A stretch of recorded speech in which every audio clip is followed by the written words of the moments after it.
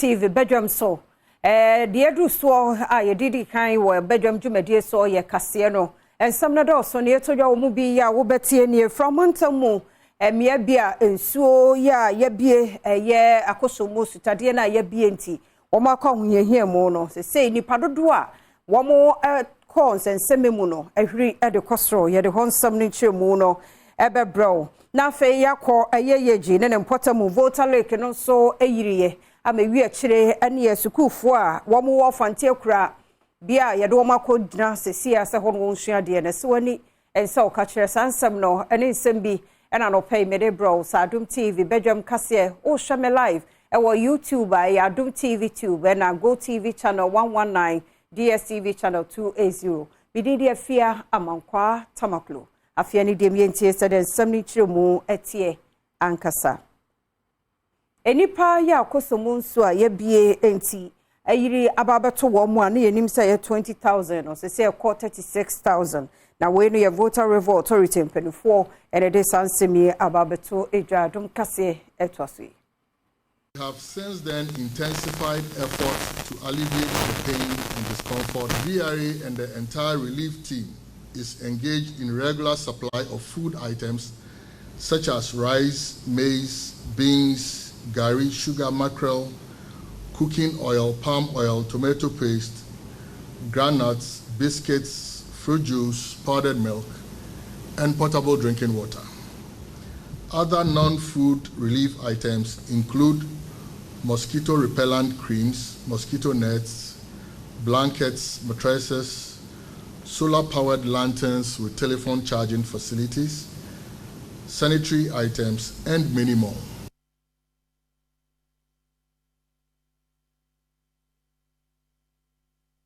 Edi tudwa se enya nokure de brada se nema hodo a wo de koma omanfo a wo ho aka e wo sa atorenchem nu asa no ma obi anyintum say a partnership ashase no more of the food and non-food nyina if you not more and they call immediately ho na VR for so yeah commitments almost so the be become nti o maboa o de na o de aka ho no so aboa pa o say not more de nke ye de no wie na bia de ye wo no asa e wo se ye san ko aban ho for the processes to restock. And Bianca stop gap kakrabebem. And only no cry mesum but VRA intervention or Abuama, there's a continuous flow of relief supply.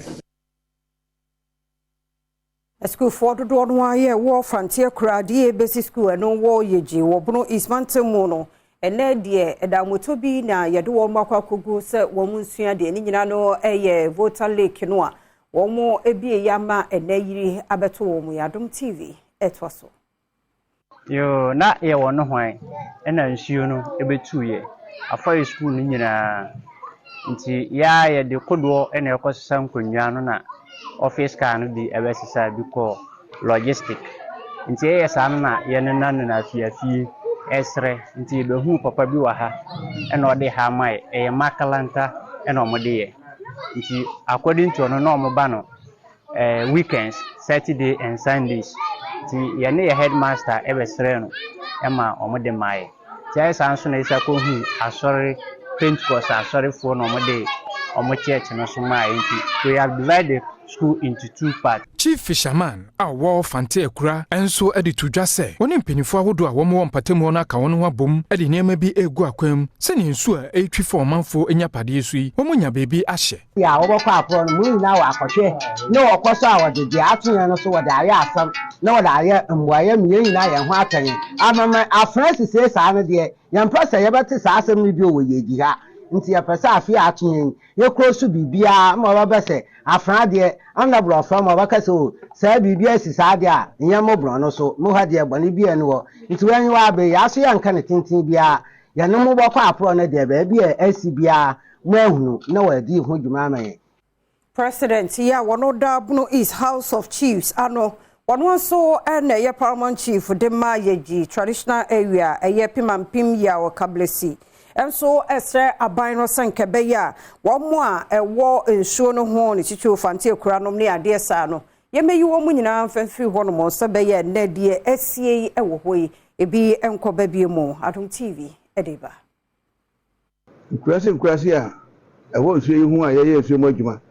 Sabe omo suban no.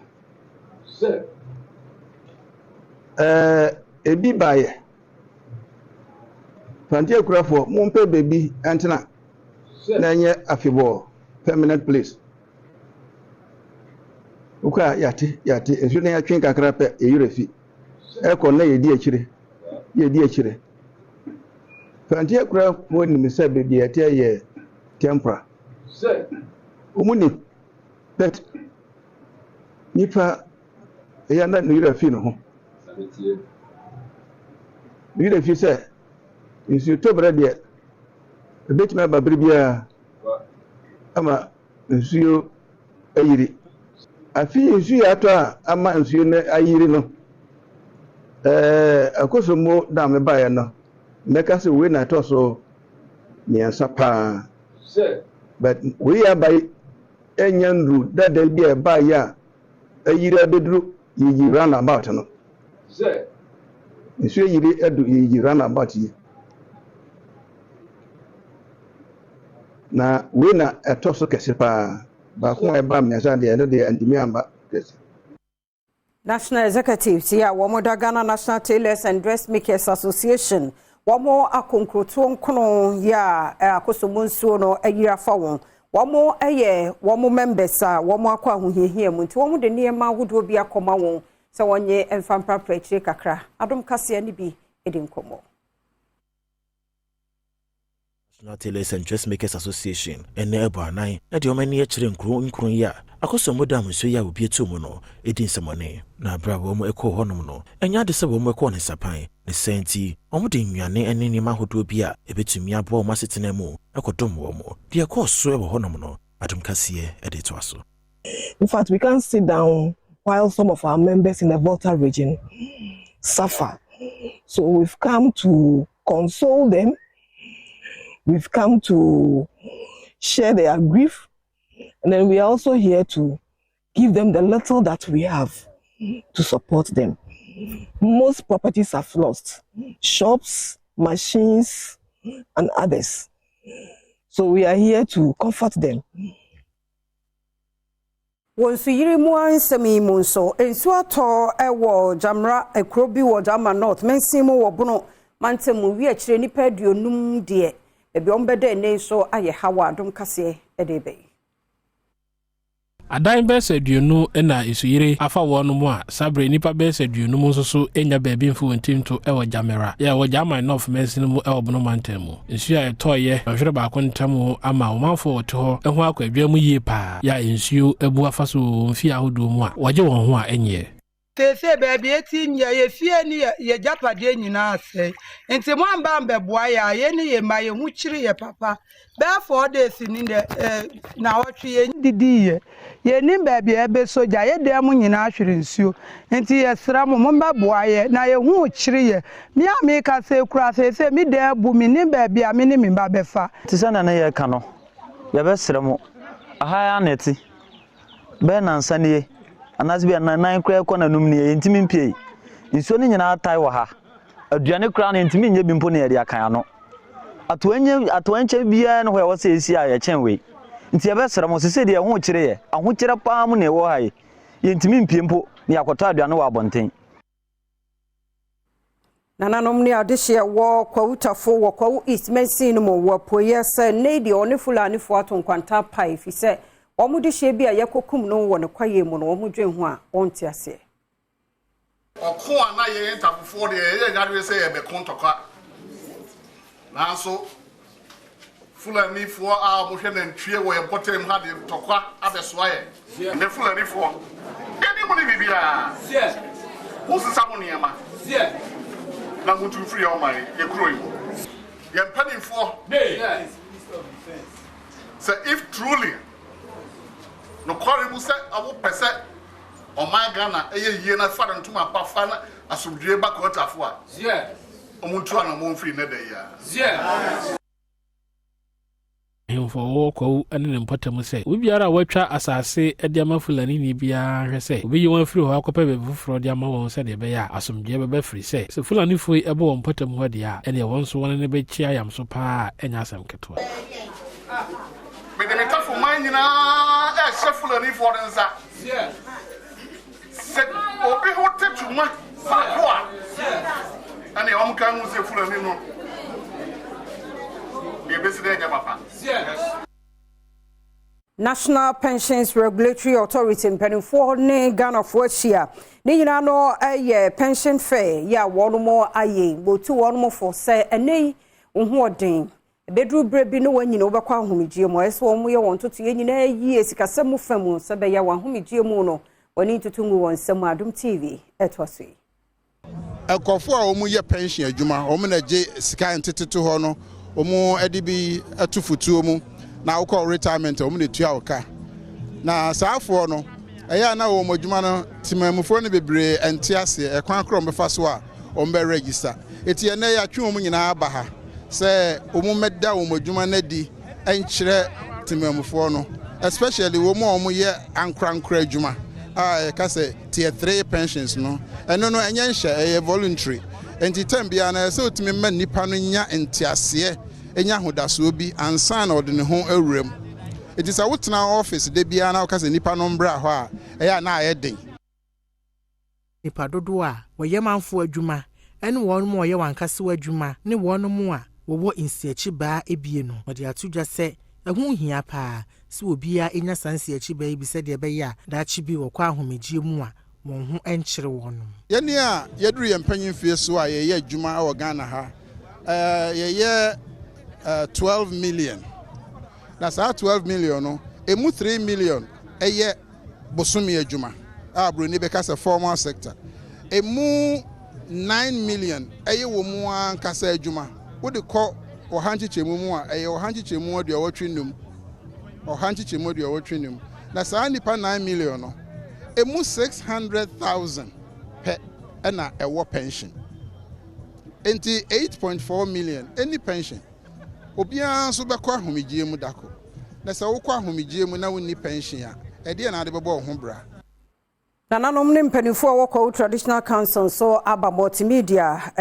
na so ensra bɛse yie sɛ kwawuma hene da se brɛ ko amu boaten na yie no ho hyehyɛ ni a Adom kaseɛ ɛde bɛ yenim sɛ yɛwura kwasichum yɛ ka okɔwa na ɛyɛ multimedia yɛne multimedia yonkofa no enye nne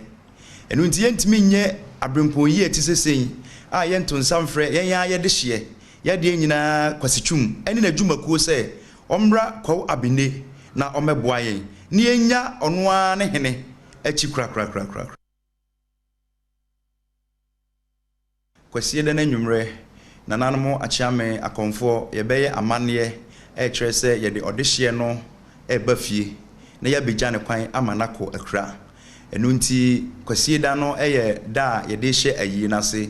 adwuada na nanom betena edwamu na wagye adofo a efiri apuani atoye chichiru benche nyina na no si yepe na chief operations officer wo multimedia adwumakuo mu kenansa enso eda wonase so abese wayiye sa abon no ba se emu biara esese multimedia ku edeboa no de ta wachi no obeye ne saa amayiye no so akojojo niema ekoso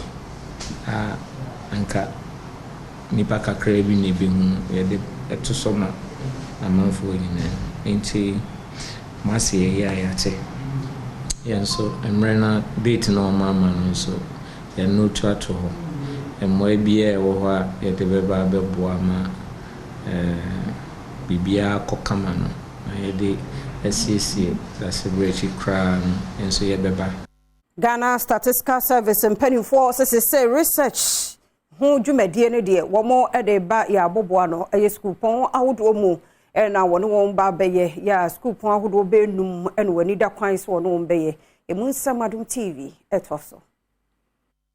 son ɛyɛ dwumadie bi a Ghana Statistical Service na ɛyɛ na wɔne Statistics Denmark ne suapon num na aka wɔn ho abomu a wɔdi saa adwuma yi government statistician Professor Samuel Kobina anim ɛkasa wɔ dwumadie n'ase no na wɔkyerɛ nneɛma bi a wɔhwɛ anim kwan efiri wɔn mu a wɔsi akan no. There is a gap between data production and data use. Ono ho anamona ye to the visit ye universities na ya mawama hen more insight into the data na ye collecting. Ye da medjumedi onye university nkote na ye your approach policy makers so but the yegidi to mpanye there say students na lecturers na what there will provide the further insight into the data obey a wake up call amaye na Ghana etuma a statistical driven society into butel that ye students no ye akasa the on your competition keke but obama ye break what we are calling the cyclical development na ye experiencing. There's so much fluctuations in our development in terms of macroeconomic, social and political indicators, and this is a time that ODA provide the data and we make a break them junction. Also for share sanitation ne water resources so Mami Frida Prampedi futuo magana fo nyina ne titi wona titi nsuo no no ne ade yabo wo mo kokotu wo mo fo so wo mo mfiri ho se be ya to renche mu wani enhanhan na wo mo nko ohaw mu oni Adom kase edin komoi. The Akosombo spillage, even though VRA, NADMO, the Water Resources Commission came together to educate the people in the community, did simulation exercises with them even at Mepe. Yet they refused to leave. They didn't want to be evacuated. They stayed there till the end when we started spilling. So a stitch in time saves 9. But sometimes it's difficult to accept the situation. But we will plead with all of you to accept it as it is. And, let's all come together and ensure that we have safe drinking water. Ghana Water Company, Clifford Brimer, and so editu jase. Woman for enhwese womo ebetua womo water bill. Na womo nso dwumeko no ede nema hodo egu akwema. Womo di nso pa ebema omanfo na emfa ho ne galamsi asese ese nso a ewo omanmu ha no. And so we urge all our customers to be more than willing to pay for whatever they consume, because that forms the blood of the company. We do not receive any subvention from anywhere. We run the operations of this company from the tariff that we collect from you. And as we go on, you will see this improvement that we are making with the little that we have collected. Maminyina no so na Adom TV kase na ha na bema kwan na no pay mediasie mediafia amankwa tamaklo yekoi da bonkrata na yekrado online stories no so ba mamintwa me ho sima kakra bi enche nti tweme me kwa basisiye.